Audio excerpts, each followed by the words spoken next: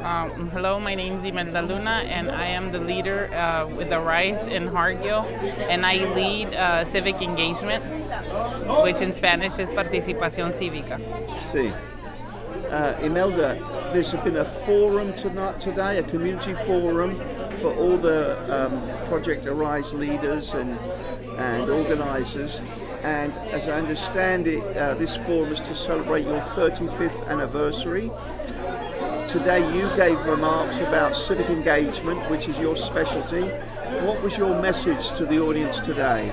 Our message and our established that we want everybody to be a citizen that actually has the right to vote, and by actually voting we can actually make our communities a better place. With us voting, we can get the representatives to bring the funding that we need to our communities. So our established, La Meta, which is we want every citizen that is a U.S. citizen to be able to go out and use their vote for a purpose. Do you have any idea what percentage of the Arise membership is a citizen as compared to being undocumented? We work year-round, and we know that there's a lot of people in our community that are in the classes for citizenship. And based on what we did last year, we actually targeted the people that are already registered but did not use their vote. So it was about 1,000 some people that actually are registered. So our main focus was for them to actually go out and be able to vote. So we targeted those 1,000 people that were in our program. What is your strategy? How do you persuade somebody that may be focused on their family or their work, they're not perhaps paying attention to civic engagement, the government, politics, or anything like that? How do you persuade them otherwise? What we do is, as a Rise, we go house to house. We usually target the people that at a certain time, because of they work and stuff. We usually go from house to house. We do flyers. We actually go out and give all that information to the people. If they're not home, we usually give second to third time visits, just to make sure that the people are aware that the elections are going on, the information that they need, where the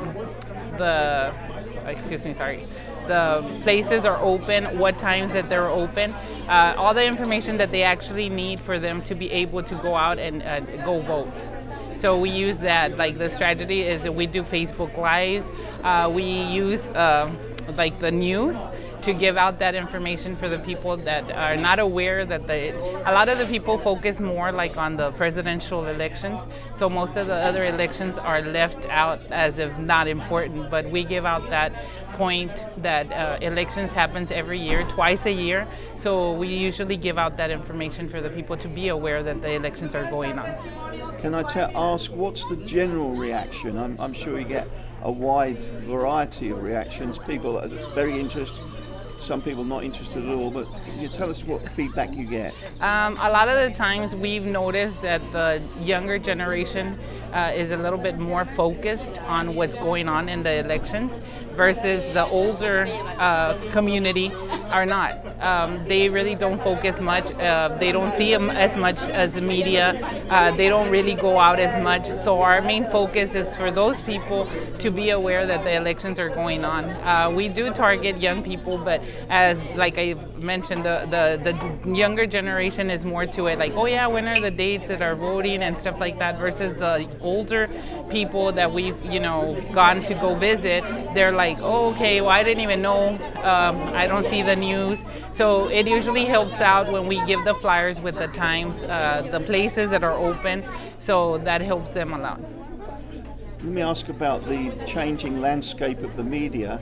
Back in the older times, it was just TV, radio, newspapers, but today so many people have stopped watching TV, buying a newspaper. They get all their information online, perhaps from social media. How's that changed the work that you do? Okay, as I know, most people know, COVID came around, so it stopped like literally everybody from living a normal life. So social media became something that we had to take part in. So as a rise, before we used to go to house and house. So when pandemic hit, we were not able to actually do that. So our next best thing was we had to go into social media. We do the Zoom meetings, we do Facebook Lives, WhatsApp. We used all the platforms that we could use to get to our communities. Our work never stopped. We just had to implement a different strategy of how we were going to give that information up to our communities. So it's helped out a lot.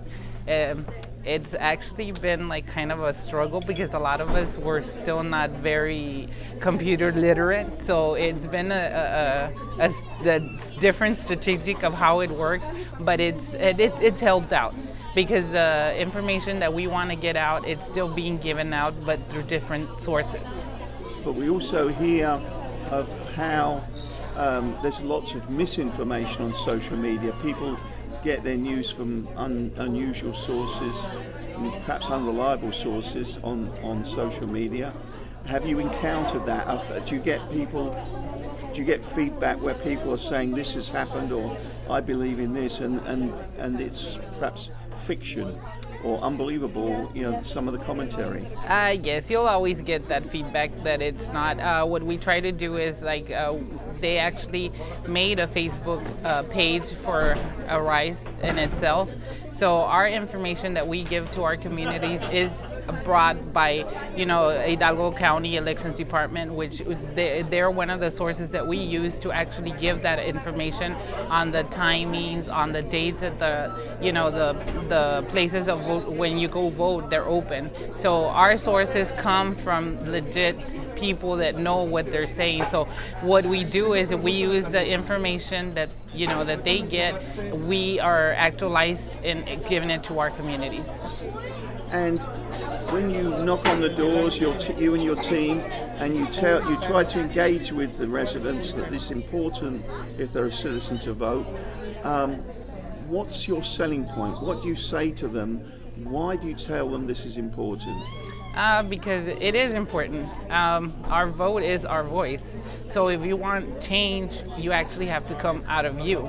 I can give you all the information that you want, but a lot of people say oh, we need more lighting. Okay, we need more drainage. We need more help in our, in our communities. And I go back and I tell them, you as a citizen have that right to vote, and you are the one that actually puts those representatives up in Austin. So you have that right to vote for whoever you want to make sure that we get the funding that we need. So if you need change, I can only give you the information, but at the end of the day, it's going to have to be out of you. If you really want to change, that's why I say, and our campaign is called that, Get Out Your Vote, because our vote is our voice. They might not know who I am, but my vote is going to be counted. So that's how we get the right to say, I want change, because it has to come from us. So that's my selling point.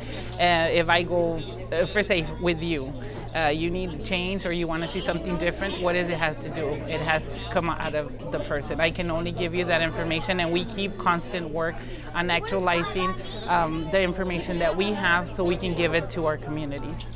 So, for example, you mentioned street lighting, which could be an issue. That's the sort of thing that the residents tell you, we want improvements in our community with things like that. Yes, especially in rural areas. That the majority of the people that live in cities are better financial, statements, and people that live out in the rural areas, since it's far away from the cities, they don't have enough lighting.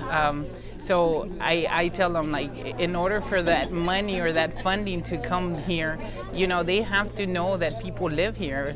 You may have to, it's very important to do the census, because it all comes together. Census, voting, that's how one person can make a difference.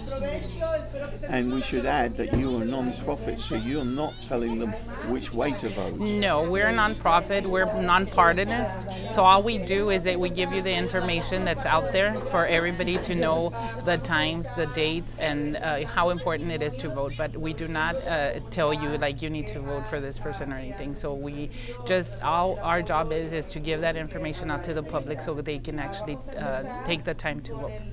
What percentage of your work is done in the colonias outside of the city limits in the unincorporated areas? I would say like about 75%. We work in a lot of the colonias that are out of the city limits.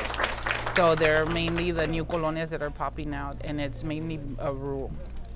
Where are those new colonias popping up? We see a lot of growth in the North Edinburgh area. We've seen a lot of growth in the Alamo area. So there are different colonias where Arise has actually been established. So you do see a lot of growth in newer subdivisions and stuff. We attended and covered as a news story an event with the Hidalgo County Prosperity Task Force recently. And at that event, Manny Vela, one of the vice presidents for Texas A&M, was urging everyone in the room to visit the colonias. He said there's tremendous poverty there, no running water in some cases, electricity, sewer, all sorts of issues, and people who may have thought, well, that's a thing of the past. We don't have that problem anymore.